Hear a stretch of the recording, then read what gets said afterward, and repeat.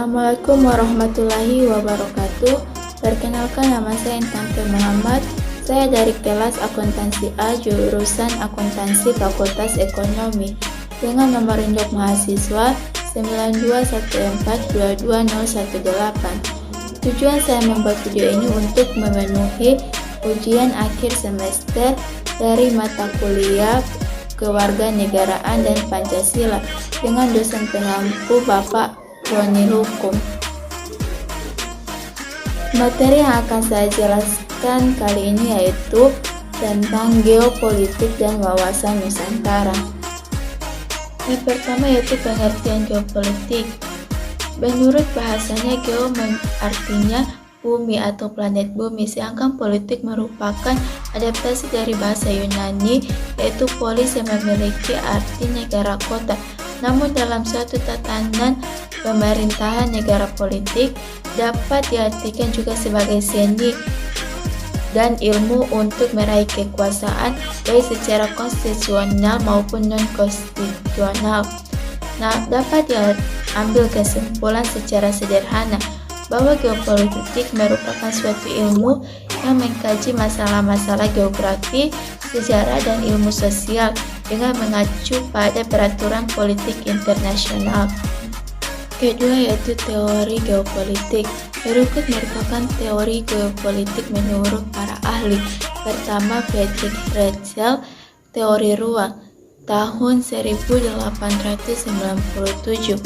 Pada teori ini dikemukakan bahwa suatu negara dalam beberapa sesi tertentu dapat diibaratkan dengan organisme.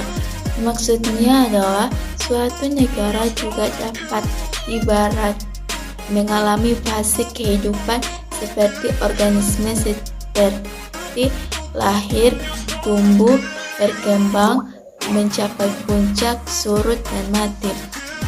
Kedua yaitu Karl Popper, teori ekspansionisme, tahun 1896 sampai 1946.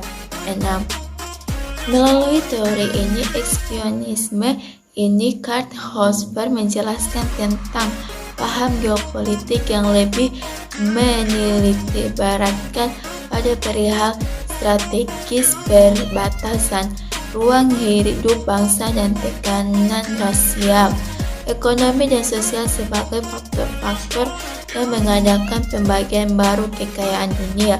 Ketiga, Sir Harold Mackinder, wawasan benua. Sir Harold Mackinder yang merupakan penganut teori kekuatan pencetusan wawasan benua sebagai konsep pengembangan kekuatan darat. Pada teori ini dijelaskan bahwa barang siapa dapat menguasai daerah jantung yaitu Eropa dan Asia akan dapat menguasai pulau dunia.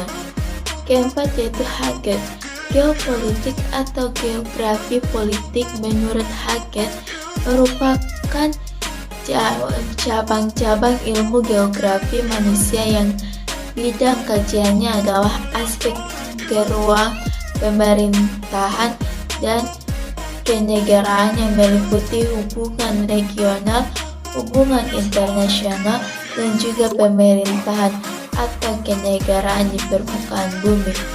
Kelima yaitu Preston E. James, geopolitik merupakan suatu studi mengkaji masalah-masalah geografi, sejarah, dan juga ilmu sosial dengan merujuk pada politik internasional.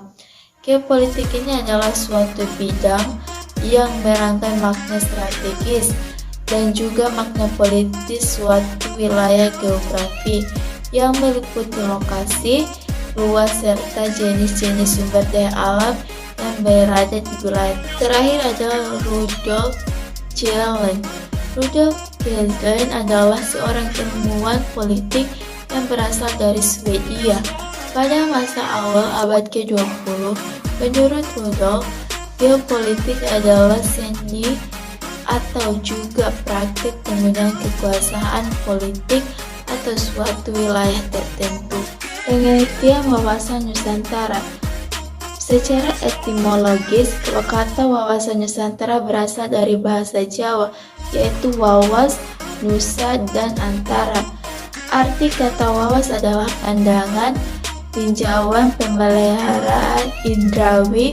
Kata nusa berarti pulau atau kesatuan kepulauan, sedangkan antara berarti dua benua dan dua samudra. Wawasan Nusantara adalah cara pandang dan sikap bangsa Indonesia mengenai diri dan lingkungannya dengan mengutamakan persatuan dan kesatuan bangsa serta kesatuan wilayah dalam menyelenggarakan serta kesatuan wilayah dalam berbangsa dan bernegara untuk mencapai tujuan nasional. Untuk lebih memahami apa arti wawasan Nusantara, maka kita dapat merujuk pada pendapat beberapa ahli. Berikut adalah pengertian wawasan Nusantara menurut para ahli. Pertama, Profesor Wan Usman. Profesor Wan Usman, pengertian wawasan Nusantara adalah cara pandang bangsa Indonesia mengenai diri dan tanah airnya sebagai negara kepulauan dengan semua aspek kehidupan yang beragam. Kedua adalah Samsul Wahidin. Menurut Samsul Wahidin, pengertian wawasan adalah cara pandang, cara memahami, cara menghayati, cara bersikap, bertindak, berpikir, dan bertingkah laku bagi bangsa Indonesia sebagai hasil interaksi proses-proses psikologis. Ketiga yaitu Munajat dan Saputro. Menurut Munajat, pengertian wawasan Nusantara adalah cara pandang bangsa Indonesia tentang diri dan lingkungannya dalam eksistensi yang serba berhubungan serta pemekarannya di tengah-tengah lingkungan tersebut berdasarkan Nusantara.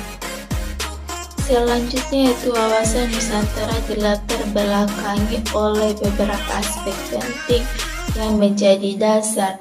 Berikut ini adalah latar belakang wawasan Nusantara. Yang pertama, aspek bangsa Pancasila. Pancasila adalah dasar negara Indonesia. Di dalam Pancasila terdapat nilai-nilai yang menjadi acuan dari wawasan Nusantara. Kedua, aspek kewilayahan Nusantara. Letak geografis Indonesia merupakan aspek kewilayahan Nusantara yang sangat erat kaitannya dengan kekayaan sumber daya alam. Ketiga, aspek sejarah Indonesia. Terbentuknya Negara Kesatuan Indonesia telah melalui proses yang cukup panjang dan pahit. Yang terakhir adalah aspek sosial budaya. Indonesia memiliki ratusan suku bangsa dan dengan ragam budaya, bahasa, adat istiadat, dan agama yang berbeda-beda. Kebinekaan itu berpotensi menyebabkan terjadinya konflik dalam interaksi masyarakat. Ada dua konsep dasar tentang pemahaman wawasan Nusantara, yaitu satu, Trigarta.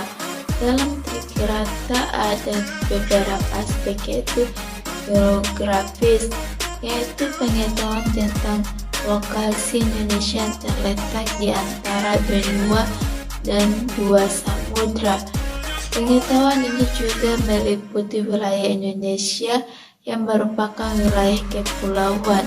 Kedua yaitu demografis, yaitu pengetahuan tentang jumlah, komposisi, dan distribusi penduduk Indonesia yang tersebar di seantero Nusantara, bahkan dunia melalui komunikasi diaspora. Yang ketiga, strategis, yaitu pengetahuan tentang kekayaan sumber daya alam yang terbentang secara vertikal dan horizontal dari atmosfer sampai dasar laut, dari Sabang sampai Merauke. Yang kedua yaitu Pancagrata. pertama, ideologi, yaitu pengetahuan yang mendalam dan menyeluruh tentang Pancasila, meliputi butir-butir nilai-nilai, makna, dan implementasinya. Kedua, politik, yaitu pengetahuan tentang relasi kekuasaan dan kebijakan politik yang dibuat oleh orang-orang yang memiliki jabatan. Yang terakhir, ketiga, yaitu ekonomi, yaitu pengetahuan tentang pengelolaan sumber daya untuk dijadikan komoditas, yaitu dapat dinikmati seadil-adilnya untuk kemakmuran rakyat. Keempat, yaitu sosial budaya, yaitu pengetahuan tentang keragaman budaya serta nilai-nilai yang membentuk kesatuan bangsa Indonesia, menjaga keutuhan bangsa Indonesia dari ancaman baik dari dalam maupun dari luar. Selanjutnya, unsur-unsur dasar wawasan Nusantara. 1. Wujud wilayah. Perwujudan wilayah Nusantara ini menyatu dalam kesatuan politik, ekonomi, sosial budaya, dan pertahanan keamanan. Kedua, tata inti organisasi. Bagi Indonesia, tata inti organisasi negara didasarkan pada Undang-Undang Dasar 1945 yang menyangkut bentuk dan kedaulatan negara, kekuasaan pemerintahan, dan sistem pemerintahan, dan sistem perwakilan. Ketiga, yaitu tata kelengkapan organisasi. Wujud tata kelengkapan organisasi adalah kesadaran politik dan kesadaran bernegara yang harus dimiliki oleh seluruh rakyat yang mencakup partai politik, golongan dan organisasi masyarakat, kalangan pers, diwujudkan demokrasi yang secara konstitusional berdasarkan Undang-Undang Dasar 1945 dan secara ideal berdasarkan dasar filsafat Pancasila. Keempat, yaitu isi wawasan Nusantara. Isi adalah aspirasi bangsa yang berkembang masyarakat dan cita-cita serta tujuan nasional terhadap pada pembukaan Undang-Undang Dasar 1945.